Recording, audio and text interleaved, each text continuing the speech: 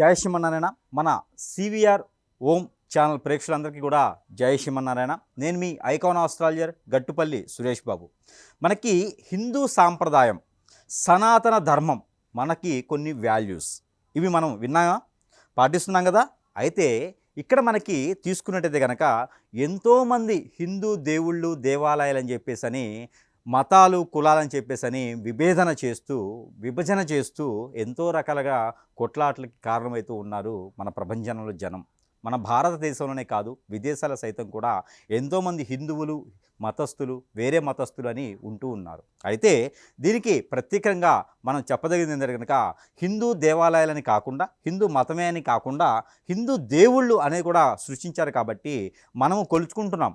అది మన ఇష్టంతోనూ ప్రేమతోనూ అభిమానంతోనూ దేవుని మీద మనకి ఉండేటువంటి అన్ని రకాల ఆప్యాయతతో కావచ్చు, అన్ని రకాలుగా మన భక్తి భావంతో కావచ్చు. స్వార్థంతో కూడా పూజించేవారు ఉన్నారండోయ్. అయితే ఇక్కడ ముఖ్యమైనటువంటి ఒక స్వామి గురించి మీతో ప్రస్తావన ఈ రోజున మాట్లాడదాం. మన అధ్యయనంలో ఒకటి హనుమాన్, మహావీర్ హనుమాన్, జై హనుమాన్. హనుమాన్ అనగానే అందరిలోనూ చిన్నపిల్లల నుంచి పెద్దవారి వరకు కూడా హనుమాన్ అనగానే మహావీరుడు, సూర్యుడు, ఎక్కడ దాకైనా వెళ్ళగలుగుతాడు, ఏదైనా చేయగలుగుతాడు. చంటి పిల్లలు చూడండి, ఏదైనా బాగలేకపోతే హనుమాన్ మందిరంకి వెళ్ళండి, హనుమాన్కి పూజించండి అంటారు. దిష్టి దోషాలు ఏమైనా ఉంటే హనుమాన్కి పూజించండి అని చెప్తారు.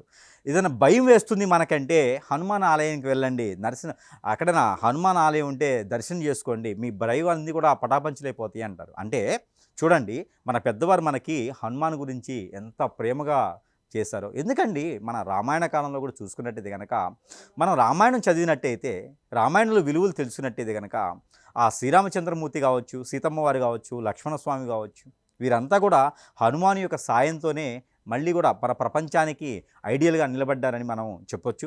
హనుమాన్ ఒక మన ఐడియల్గా చెప్పొచ్చు. ఎందుకంటే కనుక హనుమాన్కి ముఖ్యంగా మీకు ఎంతవరకు తెలుసో నాకైతే అర్థం కాలేదు, కానీ నాకు తెలిసినటువంటి కథని నేను మీకు ఒక ప్రస్తావనలో తీసుకొస్తున్నాను. దాంట్లో ముఖ్యంగా మనము గ్రహించవలసింది, గమనించవలసింది ఇదే నిజమా అని కాకుండా అయినా ఎన్నో రకాల కథలు ఉంటాయి. దాంట్లో ఒకటి అనుకోకుండా కొంచెమైనా మనం పాటించుకొని ఉండాలి. దాంట్లో ముఖ్యమైనటువంటిది ఏంటంటే హనుమాన్. వాస్తవంగా చెప్పాలంటే హనుమానికి ఒక రూపం అనేది లేదండి. హనుమాన్ ఇలా ఉంటాడు, హనుమానికి ఇలా ఉంటుంది అనేది అయితే ఏం లేదు. మన ఏ దేవుడైనా సరే మనము రూపకల్పన చేసుకొని, మనము సృష్టించుకొని, మానవుడు చేసినటువంటి దేవుడు అనే విధంగా విగ్రహ రూపం కావచ్చు, ప్రతిమ రూపం కావచ్చు, ఆర్టికల్స్ కావచ్చు, ఏదైనా సరే మనము ఆర్టిస్ట్ లాగా మనము సృష్టించుకున్నటువంటి దేవుళ్ళు. ఈ రూపం ఉంటే లక్ష్మీ అమ్మవారు, ఈ రూపం ఉంటే సరస్వతి మాత, ఈ రూపం ఉంటే పార్వతమ్మ వారు, ఇలా ఉంటే శ్రీ వెంకటేశ్వర స్వామి వారు, ఇలా ఉంటే సత్యనారాయణ స్వామి వారు అని చెప్పి మనము సృష్టించినటువంటి దేవుళ్ళు.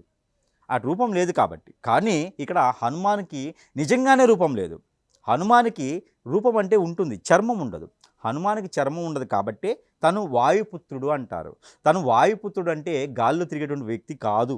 వాయుపుత్రుడు అనగా చర్మం లేకుండా మనకి చేసేటువంటి పనులన్నిటి కూడా వాయుపుత్రుడు అంటారనమాట. అందుకే హనుమానుడు ఎంతటి కార్యమైనా సరే, ఎంతటి కష్టకాలమైనా సరే దాన్ని నిర్వర్తించేందుకు కూడా వెనకంజు వేయడు. హనుమానికి 364 రకాలటువంటి కళలు, విద్యలు, అధ్యయనాలు తనకి ఆసంభవమైనవి, తనకి వశమైతే ఉంటాయన్నమాట. ముక్కోటి దేవతలు కూడా తనకి వశమై ఉంటారు. హనుమానుడు ఆకాశంలో విహరించేటువంటి మనకి ఏదైతే ఇప్పుడు నడిచేటువంటి ఫ్లైట్స్ కావచ్చు, రాకెట్స్ కావచ్చు, ఇంకా ఎలిఫెంట్స్ ఎన్నైతే ఉన్నాయో అలానే మనకి హనుమాన్ కూడా ఆకాశంలో విహరించేటువంటి ఒక వ్యక్తి అని కాదు, ఒక శక్తి అని కూడా మనం చెప్పవచ్చు. అలాంటి హనుమాన్ గురించి మనం ఎంత మాట్లాడుకున్నా కూడా చాలా తక్కువే. హనుమానికి సంబంధించినటువంటి ముఖ్యంగా 3 విషయాలు మాట్లాడవచ్చు. ఎంతటి రాముల వారు సీతమ్మ వారి యొక్క జాతకాలు కావచ్చు, పరిస్థితులు కావచ్చు, వారి యొక్క వెడబాటు తత్వం కావచ్చు. అలానే ఈ యొక్క వెడబాటుని దగ్గర చేసినది ఎవరయ్యా అంటే కనుక హనుమానుడు. అందుకే మన మానవాళిలో ఎవరికైనా సరే పెళ్ళి అవ్వకపోయినా, భార్యాభర్తల బంధంలో దూరమవుతున్నా, పెళ్ళి అయ్యి దూరమవుతున్నా, ఏదైనా గ్రహరీత్య దోషాలున్నా, ప్రకృతి నుంచి దోషాలున్నా, కాలసర్పదోషం, నాగదోషం, కుజదోషాలు లాంటివి ఉన్నా కూడా హనుమాన్ మందిరంలోకి వెళ్ళి ఆకుపూజ చేయించుకుంటే అవి ఎంతటితో పటాపంచలైపోతాయి. అదే మనకి పెళ్ళిళ్ళే అవ్వట్లేదు, అసలు సంబంధాలు కుదరట్లేదు, జాతకం ఏదో పట్టి పీడిస్తుంది, మా అమ్మాయి మీద మా అబ్బాయి మీద ఎవరో ఏదో చేపించారు, నరదిష్టి నరఘోషం ఉంది, అని ఎవరైనా బాధపడుతుంటే హనుమాన్ మందిరంలోకి వెళ్ళేసి మనం ఏమి చేసే అవసరం లేదండి. హనుమాన్ మందిరంలో సింధూరం ఒక అరకిలో, అలానే నువ్వుల నూనె ఒక అరకిలో దానం ఇచ్చేస్తే గనక, ఆ స్వామివారికి అలంకరణ చేస్తే గనక, ఆ అలంకరణ చేసినటువంటి సింధూరం మనం ప్రతిరోజు కూడా నిత్యము ఉంచుకున్నట్టయితే గనక, నుదుటి మీద పెట్టుకున్నట్టయితే గనక, ఖచ్చితంగా ఆ సింధూరం పెట్టిన తర్వాత 41 రోజున మనము నాన్ వెజ్ తిట్టకుండా, నాన్ వెజ్ తినకుండా, ఏ అశుభ కార్యాలు పాటించకుండా కూడా మనము ఏదైతే ధర్మ ప్రకారంగా ఉంటామో, నిజాయితీ నీతిగా ఉంటామో, ఎవరిని నోటితో పొల్లెట్టు మాట కూడా అనకుండా ఉంటామో వారందరికీ కూడా, అంటే ఎట్లా ఉండాలంటే మనము ఒకటి అనుకోవచ్చు, ఎలా అంటే దీక్ష అంటాం. స్వామివారికి చేసేటువంటి దీక్ష ప్రకారంగా కనుక మనం నిర్వర్తించగలిగితే మనకి జీవితంలో ఏదైతే కోల్పోయామో అది దగ్గరవుతుంది.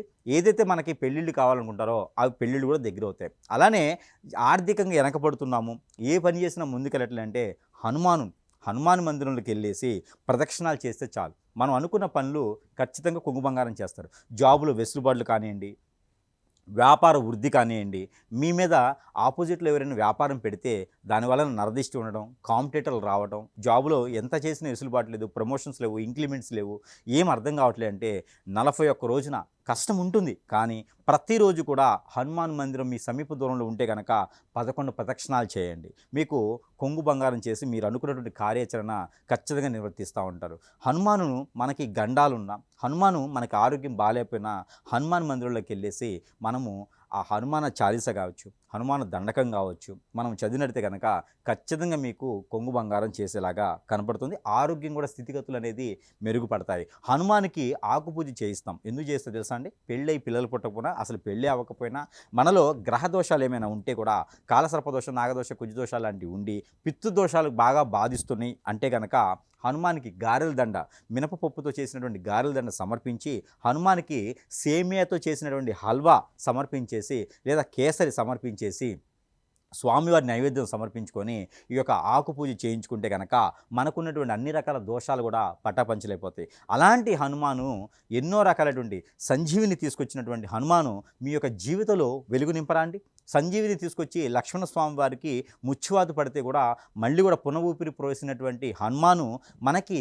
ఆరావళి పర్వతం ఎక్కడుంటుందండి? మనకి ఆరావళి పర్వతం అంటే కాశ్మీర్ దగ్గర ఉన్నటువంటి ఆరావళి పర్వతం నుంచి సంజీవిని తెచ్చినటువంటి చరిత్ర మనకు ఉన్నది. 5 నిమిషాల్లో కాదు, 2 సెకండ్లో తీసుకొచ్చిన చరిత్ర. అలాంటి సంజీవిని పర్వతం తీసుకొచ్చేసి లక్ష్మణస్వామి వారు ఎలా అయితే కాపాడి చిరంజీవిని చేస్తున్నారో అదేవిధంగా హనుమాన్ కూడా చిరంజీవి అయి ఉన్నారు. అంజనాపుత్రుడు హనుమాను, వాయుపుత్రుడు అంజనాపుత్రుడు ఎవరైతే హనుమాన్ ఉన్నారో మన జీవితంలో కూడా గండాలు కానీ, మన జీవితంలో సుఖంగా ఉండాలన్నా కానీ, మన జీవితంలో ఎవరైనా మన మీద చెడు క్రియలు కానీ, హిప్నాటిజం, బ్లాక్ మ్యాజిక్, వశీకరణ, బాగలముఖి, భానుమతి, యక్షిని, స్పిరిట్ లాంటి మందు పెట్ట లాంటి చేసి చెట్టుకోలు కొట్టుకోలు ఇలా చేసి మన బతుకుల్లో జీవితాల్లో ఎవరైనా బొగ్గుపాలు చేసేందుకు కానీ, మన జీవితంలో నిప్పులు పోసి వాళ్ళు సుఖంగా ఉండేందుకు కానీ ఎవరైనా ప్రయత్నం చేస్తే హనుమాన్ ఆలయానికి వెళ్ళండి, సుందరకాండ పారాయణం చేయండి, సుందరకాండ వినండి, తరించండి. సుందరకాండని మీరు చదివేదాన్ని బట్టి, వినేదాన్ని బట్టి మీకు ఎన్నో రకాలైనటువంటి దోషాలే కాదు, ఇలాంటి చెడు క్రియలు జరిగినా మీ మీద అవన్నీ కూడా చిటికలో పటాపంచలు చేస్తూ ఉంటారు.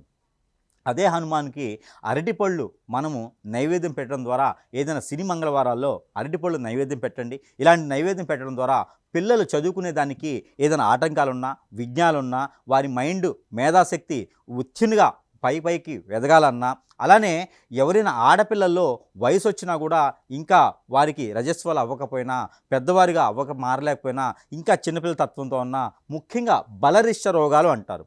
బలరిష్ట రోగాలంటే మ్యార్నిక సంబంధాలు చేసుకున్నవారు, లేదా గ్రహణం రోజున అటు ఇటు తిరిగి గ్రహణ శూలం అంటారు. అలాంటి శూలాలు పుట్టిన తర్వాత పిల్లలు పుడితే వారికి అంగవైకల్యం కానీ, పోలియో కానీ, లేకపోతే మైండ్ మెచ్యూర్ కానీ ఉండదు. అలాంటి వారు కూడా హనుమాన్ మందిరంలో, హనుమాన్ ఆలయంలో కనుక మీరు అరటిపళ్ళు, దానిమ్మ పళ్ళు, బత్తాయి పళ్ళు ఇలాంటి ఏదైనా స్వామివారికి దానం ఇవ్వడం, పానకం, వడపప్పు నైవేద్యం లాంటి పెట్టడం ద్వారా ఈ హనుమాన్ మందిరంలో ఇలాగా 11 వారాలు చేయండి. ఈ 11 వారాల్లోనే మీకు మార్పు వస్తుంది, పిల్లల్లో ఎదుగుదల ఉంటుంది, చదువుకునే దానికి విఘ్నాలు ఏవి కూడా అడ్డం రాకుండా ఉంటాయి, మీ మీద ఉన్నటువంటి నరదిష్టి, నరఘోష కూడా పటాపంచలైపోతాయి. కాబట్టి ఇలాంటి ప్రయత్నం చేయాలి. ఎక్కడైనా మీకు దిష్టి ఉంది, ఇంటికి దిష్టి తగులుతుంది, భయభ్రాంతులైపోతున్నారు, అసలు మాకేం అర్థం కావట్లేదు, వారిని చూస్తుంటే భయం వేస్తుంది, నేను అప్పుల పాలై ఉన్నాను, నాకు అసలు ఎలా తీర్చాలో తెలియట్లేదు, బతకడానికి వనరులు లేవు, ఎటు ముందుకెళ్లాలో తెలియట్లేదు అనేటువంటి మీరు ఎవరైనా ఉన్నారు అంటే కనుక హనుమాన్ మందిరంలోకి వెళ్ళండి.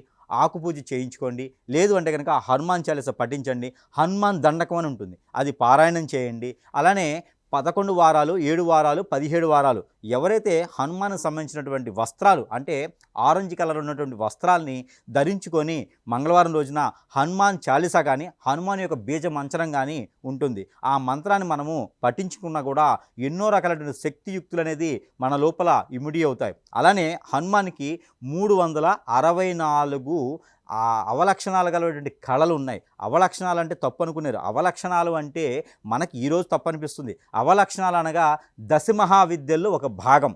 కానీ అలాంటి దశమహావిద్యలు దశమ భాగంలో వచ్చు అతనికి. అంటే 10 సార్లు మనం ఎన్నైతే చేస్తామో అన్ని రకాలు కూడా వచ్చినటువంటి విద్యలు. తను కూర్చున్న దగ్గర నుంచే ప్రపంచాన్ని ఏలగలుగుతాడు. తను కూర్చున్న దగ్గర నుంచే ఈ ప్రపంచం మొత్తం చుట్టు రాగలుగుతాడు. తను కూర్చున్న దగ్గర నుంచే ఎవరికే సమస్య ఉన్నా కూడా ఇట్టే చిటికలో మాయం చేయగలుగుతాడు. అలాంటి హనుమానికి మనం పూజించుకోవడం ద్వారా అక్కడ హనుమాన్ దగ్గర ఇంకొక ప్రత్యేకత ఉందండి.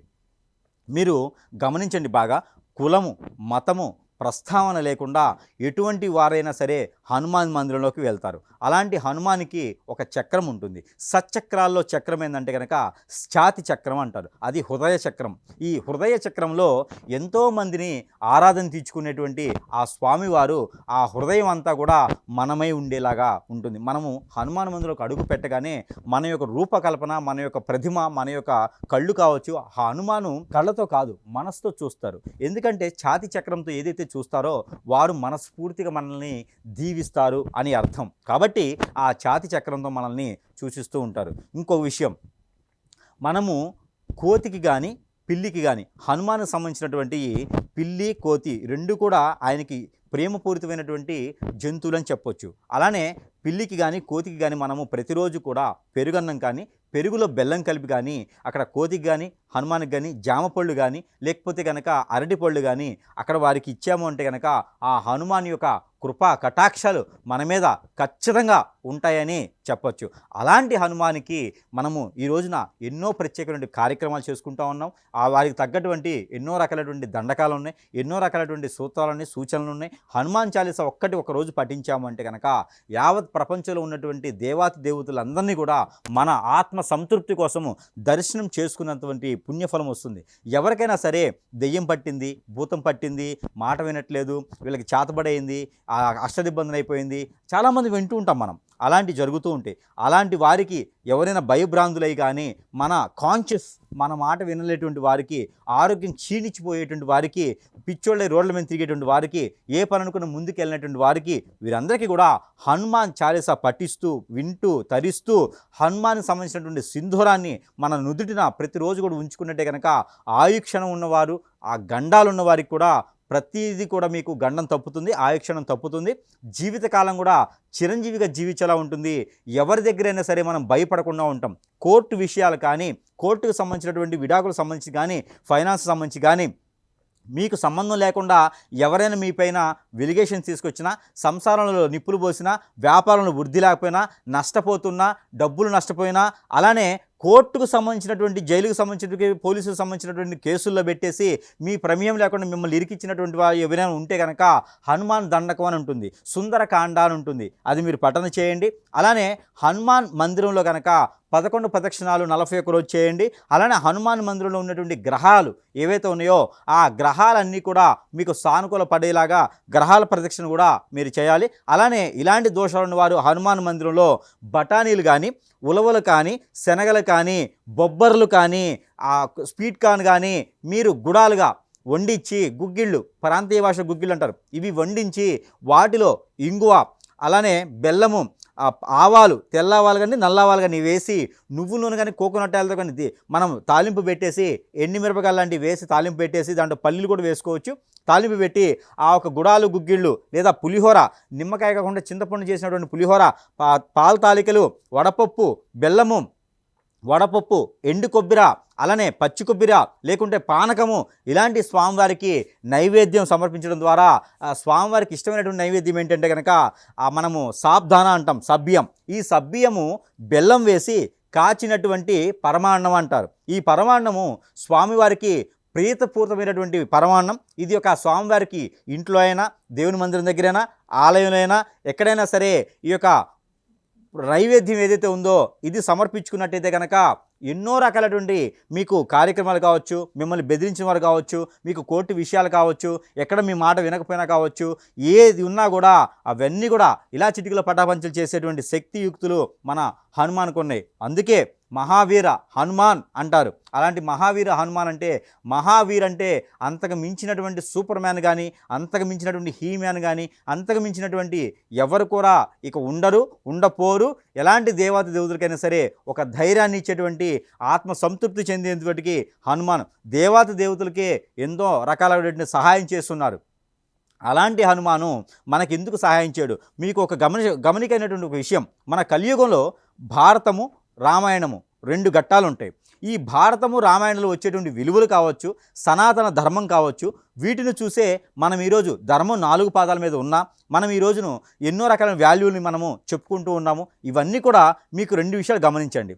రామాయణం రాయడానికి ముఖ్యమైనటువంటి కారణం ఎవరయ్యా అంటే, మన భారతదేశానికి సంబంధించినటువంటి విధానంగా ఎన్నో వేదాలు ఉన్నాయి. అన్ని వేదాలు సృష్టించడానికి ఒకటే ఒక కారణం, భారతం రామాయణం. అలాంటి రామాయణ భారతాల్ని సృష్టించడానికి గల కారణం ఎవరయ్యా అంటే కనుక ఖచ్చితంగా హనుమాన్ అని చెప్పొచ్చు. అలాంటి మారుతి హనుమాన్ ఎవరైతే ఉన్నారో ఎలా అంటారేమో, మీరు ఒకటి గ్రహించినట్టయితే కనుక మీరు రామాయణం తీసుకోండి. ఈ రామాయణ ఘట్టంలో ఎవరి వల్ల ఎవరికి మంచి జరుగుతుంది, ఎవరికి సహాయం చేస్తారు అంటే హనుమాన్ లేకుండా రామాయణమే లేదు. ఇది ఖచ్చితంగా చెప్పవచ్చు. కానీ రామాయణం నడిచిన కాలం కూడా హనుమాన్ మనకి గుర్తొస్తూనే ఉంటారు. ఆ తర్వాత భారతం. ఈ భారతంలో జెండాపై కపిరాజు అని చెప్పేసని కృష్ణుని యొక్క రథానికి పైన ఉండేటువంటి ఒక జెండా ఉంటుంది. ఆ జెండానికి హనుమాన్ ఉంటాడు. ఆ హనుమాను ఎక్కడ ఉంటాడే అంటే అర్జునుడికి కృష్ణుడు బోధించినప్పుడు, అంటే గయోపాఖ్యానం, మనకి 18 రోజుల పాటు యుద్ధం జరిగింది. ఆ యుద్ధంలో మరణించిన వారి సైతం పేరులతో సహా వివరిస్తూ మన భారత ప్రపంచంలో ఎలా ఉండాలి అనేది ఒక రామాయణం కాకుండా భారతం సృష్టించబడుతుంది. అదే మనకి భగవద్గీత. ఆ భగవద్గీత సృష్టించేదానికి ఉపదేశం చేస్తూ ఉంటారు అర్జునుడి గారికి. ఈ అర్జునుడికి ఉపదేశం చేస్తుండగా మనకి జెండాపై ఉన్నటువంటి కపిరాజు ఎవరైతే ఉన్నారో, జెండాపై కపిరాజు అంటే హనుమాన్, ఈ హనుమాన్ ఎవరైతే ఉన్నారో అతను విని అతను మళ్ళీ ఇక్కడ రచించబడుతుంది. కాబట్టి మనకి యావత్ ప్రపంచంలో ఏర్పడేటువంటి 2 గ్రంథాలు కూడా ఇప్పుడు ఉన్నటువంటి ఐడియల్స్ ఎవరైతే ఉన్నారో, ఇప్పుడు మనం పాటించేటువంటి ధర్మం, నీతి, న్యాయం ఇవైతే కులాలు మతాలు ఏవైతే ఉన్నాయో వాటి ప్రస్తావన కాకుండా దేవుడు అంటే ఎలా ఉండాలి, దేవుడు అంటే ధ్యానం ఏంటి, దేవుణ్ణి ఎలా పూజిస్తే మనకు ఎలాంటి ప్రతిఫలిస్తారు, ఇవన్నీ కూడా మనము ఈరోజు ఇలా ఉన్నాము అంటే కనుక దానికి కారణం రామాయణం, భారతం. దీని నుంచి వచ్చినటువంటి ఎన్నో రకాల గ్రంథాలు మినమట ఉన్నాయి. ఆ గ్రంథాలన్నీ కూడా మన భారతం నుంచే వచ్చినాయి అని ఖచ్చితంగా మనం నమ్మొచ్చు. అలాంటి భారతానికి మూల పురుషుడు, మూల యుగమైనటువంటి వ్యక్తి ఉన్నారంటే కనుక హనుమాన్ ఒక్కరే అని చెప్పొచ్చు. అలాంటి హనుమాన్కి మనము ఎన్ని రోజులైనా కొలుచుకోవచ్చు, ఎలా అయినా కొలుచుకోవచ్చు. ఆ స్వామివారి యొక్క దర్శన భాగ్యమే, ఆ స్వామివారి యొక్క దర్శనం ఒక్కటి చాలు. స్వామివారికి 5 నారికేళములు సమర్పిస్తే మనకి ఆర్థిక సమస్యలన్నీ కూడా చిటికలో న్యాయమైపోతాయి. అలాంటి హనుమానికి మనము పూజించుకున్నా, హనుమాన్ చాలీసా పఠించినా, మన ఇంట్లో చంటి పిల్లలు ఉంటే కనుక హనుమాన్ దండకం కానీ, సుందరకాండ కానీ, హనుమాన్ చాలీసా కానీ పఠించండి. ఖచ్చితంగా మీకు అన్ని రకాల కోరికలు కూడా తీరేందుకు ఆస్కారం ఉంటుంది. మన జాతకంలో కానీ గ్రహాల యొక్క బాగలేకున్నా, గ్రహాల యొక్క స్థితిగతులున్నా, అలానే దశ అంతర్దశల్లో దశలు బాగాలేకున్నా మనం ఏ పని చేసినా ముందుకెళ్ళకూడదు కూడా హనుమానికి కొలవండి. మనకి అన్ని రకాలుగా ముందుకెళ్తాయి. మనకి రామాయణ భారతాల్లో కూడా హనుమాన్ ప్రత్యేకించి ఒక ఉన్నది. అలానే ముఖ్యంగా గమనించుకోండి, హనుమాను వ్యక్తిగతంగాను అతను జీవోత్సవం కాదు, చిరంజీవి అనగా మనము అర్థం చేసుకోవాల్సింది ఏమిటి అంటే కనుక చర్మం లేనటువంటి రూపం. కాబట్టే తను ఎన్ని యుగాలైనా, ఎన్ని తరాలైనా, ఎన్ని రథాలైనా కూడా ఆ మనిషి అనేటువంటి లేదు, అతనికి రూపం ఉండదు, అతను నేర్చుకున్న శక్తులు మాత్రమే ఉంటాయి. కాబట్టి అలాంటి హనుమాన్ మనకి ఈరోజు కూడా ప్రతి ఒక్కరి మనసులో ఉంటారు, ప్రతి ఒక్క ప్రాణంలో ఉంటుంది. కాబట్టి హనుమాన్ హనుమాన్ హనుమాన్ జయ హనుమాన్ అని చెప్పి ఒక బీజ మంత్రాన్ని ప్రతినిత్యం కూడా మనము నిద్రించేటప్పుడైనా లేచినప్పుడైనా సరే పారాయణం చేయండి 11 సార్లు. ఇక్కడ మనం హనుమాన్ గురించి మాట్లాడుకుంటాం కాబట్టి హనుమాన్ యొక్క రూపం ఎలా వచ్చింది అంటే కనుక మనం అనుకున్నట్టుగా చర్మం లేనటువంటి రూపం ఉంటుంది కాబట్టి హనుమాన్. కానీ అసలు ఈ హనుమాన్ రావాల్సిన అవసరం ఏముందంటే మన లోక కళ్యాణార్థం కోసం. ప్రపంచంలో ఎన్నో వింతలు విచిత్రాలు జరుగుతూ ఉంటాయి, లోక కళ్యాణార్థం కోసం చేసేది ఉంటుంది. అలానే అసలు హనుమాన్ సృష్టికర్త ఎలా ఉంది అంటే కనుక హనుమాన్ అంటే మరో ఎవరో కాదండి, మనము ఇష్టపూర్వకంగా ప్రతినిత్యం కూడా ఆరాధన చేసేటువంటి మన శివ భగవానుడు. అలానే ఎవరుంటారండి ఇంకా పార్వతమ్మ వారు. శివయ్య పార్వతమ్మ వారు కలిసే హనుమాను. హనుమాను వెనక భాగంలో ఉన్నటువంటిది పార్వతి అమ్మవారు, ముందు భాగంలో ఉన్నటువంటిది శివ భగవానుడు. కాబట్టి వారి యొక్క ఇద్దరి యొక్క రూపమే హనుమాన్. కాబట్టి వారికి రూపం ఉండదు. వారి ఇద్దరి యొక్క రూపం ఎందుకు వస్తారంటే కనుక మన భారతదేశంలోనే కాదండి, యావత్ ప్రపంచంలో మానవాళికి ఒక ఐడియల్గా ప్రపంచంలో ఎలా బ్రతకాలి, ఎలా ఉండాలి, ఎలా సహాయం చేయాలి, దేవుని ధ్యానం ఎలా తీసుకోవాలి, ఎవరు ఎలా ఉండాలనేది మనకి సృష్టించడానికే రామాయణ కాలంలో చేసేదానికి. రామాయణంలో రాములు వారు, లక్ష్మణ్ వారు, అలానే సీతమ్మ వారు వీరంతా కూడా మానవులుగా పుడతారు. మానవులుగా పుట్టినప్పుడు దేవుళ్ళు డైరెక్ట్గా సహాయం చేయడానికి ఉండదు. కాబట్టి వారు కూడా ఒక రకమైనటువంటి మానవ అవతారం ఎత్తాలి. ఆ మానవ అవతారం ఎత్తేదానికి అవకాశం లేదు కాబట్టి హనుమాను ఒక అవకాశం ఉంది కాబట్టి హనుమాను రూపంతో ఎన్నో రకాలటువంటి లంకిని కావచ్చు, శంకిని కావచ్చు, శూర్పణఖ కావచ్చు, ఇలాంటి వాళ్ళందరినీ కూడా హతమార్చి వారికి కూడా మోక్షం కలిగించినటువంటి అదృష్టం ఎవరికయ్యా ఉందంటే ఆ శివ భగవానుడికి, ఆ ఒక పార్వతమ్మ వారికి. వారిద్దరే హనుమాన్ యొక్క సాక్ష్యం. కాబట్టి శివాలయానికి వెళ్ళనేటువంటి వారు, శివాలయానికి కుదరలేటువంటి వారు, సమీప దూరంలో హనుమాన్ ఆలయం ఉంటే హనుమాన్కి రూపం లేనటువంటి ఓ మనిషి కాబట్టి, అంటే చర్మం లేనటువంటి ఒక మనిషి కాబట్టి అతను మీకు సహాయం అనేది ఖచ్చితంగా చేస్తాడు. ప్రతి ఒక్క దేవుడు కూడా కళ్ళతో చూస్తారు, కానీ హనుమాన్ మాత్రం హృదయంతో చూస్తారు. హృదయంతో చూస్తే ఖచ్చితంగా కన్న తల్లిలాగానే మనకి ఆరాధన ఇస్తారు. కన్న తల్లిలానే మన కోరికలు, మనకు ఆకలి అవుతుంది అంటే అమ్మకి కడుపు చూసే అవసరం లేదు, అన్నం పెడుతుంది. అదేవిధంగా మనకేదైనా సమస్య వచ్చిందంటే కనుక హనుమాన్ని కొలుచుకోండి, ఖచ్చితంగా ఆ సమస్యకి ఖచ్చితంగా తీరిపోతుంది. అలానే కొన్ని హనుమానికి సంబంధించినటువంటి ప్రాసిద్ధి చెందినటువంటి ఆలయాలు చాలా ఉన్నాయి. దాంట్లో మనకి కర్మన్ ఘాట్ ఉంటుంది, మనకి అలానే ఇంకెన్నో రకాలటువంటి ఆలయాలు ఉన్నాయి. కొండగట్టు ఉంటుంది. ఈ కొండగట్టు ఆలయం అయితే చాలా ప్రాసిద్ధి ఉంటుంది. అక్కడ కోరిన కోరిక కొంగు బంగారం అయ్యేలాగా మనం సూచిస్తూ ఉంటుంది. అక్కడ సమర్పించేటువంటి పట్టు వస్త్రాలు కావచ్చు, మనకి నాయకత్వాన్ని నిలబెడుతుంది. ఎవరైనా రాజకీయ నాయకులుగా ఎదగాలనుకుంటే కనుక కొండగట్టు ఆలయంలో కనుక పట్టు వస్త్రాలు సమర్పించండి. అలానే ఏదైనా భద్రాచలంలో హనుమాన్ మందిరం ఉంటుంది, భద్రాచలంలో కూడా శ్రీరాముల వారి ఒక ఆలయం ఉంటుంది. అక్కడైనా మీరు కళ్యాణానికి పాల్గొనవచ్చు. హనుమాన్ మందిరం లేనటువంటి స్థలం లేదు, హనుమాన్ మందిరం లేనటువంటి ప్రాసిద్ధి లేదు, హనుమాన్ మందిరం ఇక్కడ లేదు అని చెప్పడానికి లేదు. కాబట్టి ఈ పంచ హనుమాన్ ఒకటండి. ఈ సందర్భంగా నేను ప్రజలకు ఒకటి తెలియజేసుకున్నాను. హనుమాన్ ఆలయాలు ప్రతి ఊరిలోనూ, ప్రతి గ్రామంలోనూ, ప్రతి టౌన్లోనూ, ప్రతి మెట్రో సిటీస్లోనూ ఉన్నాయి. ప్రతి ఆలయం కూడా ప్రాసిద్ధి చెందినటువంటి ఆలయమే. ఇది ఒకటైతే కనుక ఈ హనుమాన్ మందిరాల్లో మనం పూజించుకోవడం, ఇంట్లో హనుమాన్ పూజించుకోవడం, లాకెట్స్ కానీ చైన్స్ కానీ వేసుకోవడం లాంటివి చేయొచ్చు. హనుమాన్ మందిరంలో కార్లు కానీ, బండ్లు కానీ, కీచైన్ లాంటి బొమ్మలు కానీ పెట్టుకోవచ్చు. హనుమాన్ అంటే మనకి దైవంతో సమానం. హనుమాన్ మనకి మంచి ప్రాణ ప్రతిష్టతో సమానం. హనుమాన్ మనకి మంచి ధైర్యాన్ని ఇస్తాడు, మనకి చేయొచ్చు. కానీ ఒకటి ఉంటుందండి, ప్రతి ఒక్కరు కూడా హనుమానికి సంబంధించినటువంటి విగ్రహాలు పంచ హనుమాన్ అని, దిష్టి హనుమాన్ అని 5 తలకాయలు ఉన్నటువంటి హనుమాన్ని తీసుకొచ్చి మనం గుమ్మానికి తగిలిస్తూ ఉన్నాం. ఇది మాత్రం చేయకండి దయచేసి. హనుమానికి సంబంధించినటువంటి విగ్రహాలు కావచ్చు, ప్రతిమలు కావచ్చు, ప్రేములు కావచ్చు, ఫొటోస్ కావచ్చు, జిరాక్స్లు కావచ్చు, గర్భగుడికి కానీ, గర్భగుడి మన సింహద్వారానికి లేకపోతే బయట కానీ అలాంటి ఏమి తగిలించకండి. దిష్టి హనుమాన్ అనేది ఉండదండి. దిష్టి హనుమాన్ మనం సృష్టించినవే తప్పితే దిష్టి హనుమాన్లు, నరదిష్టి హనుమాన్లు లాంటివి ఉండవు. అలాంటి దయచేసి చేయకండి. నా ఇంటికి ఏదో సమస్య ఉందండి, దెయ్యాలు భూతాలు పడుతున్నాయి అని చెప్పి దేవుణ్ణి తీసుకొచ్చి బయట తగిలిస్తారండి. మనం ఇంట్లోనేమో పుణ్యమూతులుగా కొలుచుకుంటూ ఉంటాం హనుమాన్ని పూజామందిరంలో పెట్టి కొలుసుకుంటూ ఉన్నారనుకోండి, బయట ఉన్న దెయ్యాల భూతాలు కూడా అతను తీసేస్తాడు. మన లోపల ఉన్నటువంటి నెగిటివిటీ కూడా అతను తీసేస్తాడు. ఏదైనా చేతబడి ఇప్పినడిజమైనా కూడా తీసేస్తాడు.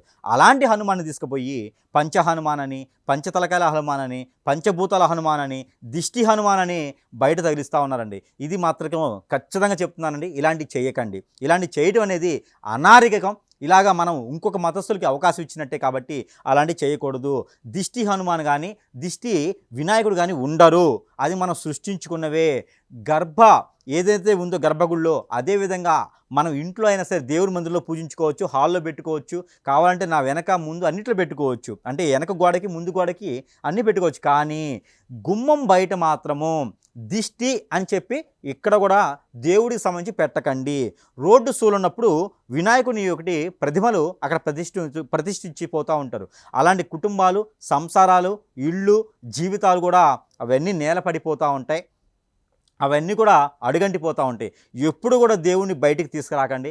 ఉత్సవ విగ్రహాలు అయితే ఊరేగింపు ద్వారా చేయొచ్చు, కానీ అలాంటి గుళ్ళో ఆలయాల్లో పవిత్రపూరితంగా పూజించుకోవాల్సినటువంటి విగ్రహాలని బయటికి తీసుకొచ్చి రోడ్డు సూలు ఉందని చెప్పి వినాయకుడి విగ్రహం పెట్టి, అలానే దిష్టి వస్తుందండి ఇంటికి అని చెప్పి ఇంటికి గట్టేసి ఇలాంటివి చేయకండి. అలాంటివి చేయకూడదు.